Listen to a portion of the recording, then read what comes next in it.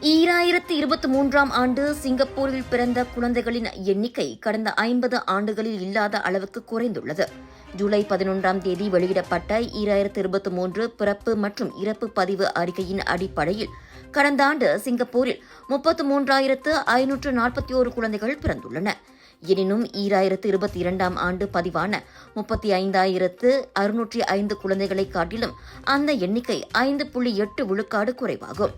அதே சமயம் 2021ஆம் ஆண்டு சிங்கப்பூரில் பிறந்த 38,672 குழந்தைகளுடன் ஒப்பிடுகையில் கடந்த ஆண்டு பதிவு செய்யப்பட்ட எண்ணிக்கை 13.3 விழுக்காடு சரிவு கண்டுள்ளது.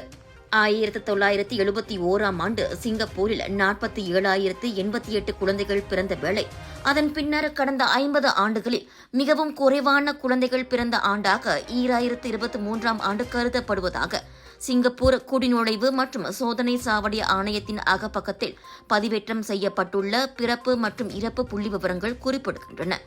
முன்னதாக வரலாற்றில் முதல் முறையாக சிங்கப்பூர் மக்கள் தொகையின் மொத்த கருவுறுதல் விகிதம் 1க்கும் கீழே குறைந்துள்ளதாக கடந்த பிப்ரவரி மாதம் அறிவிக்கப்பட்டது குறிப்பிடத்தக்கது.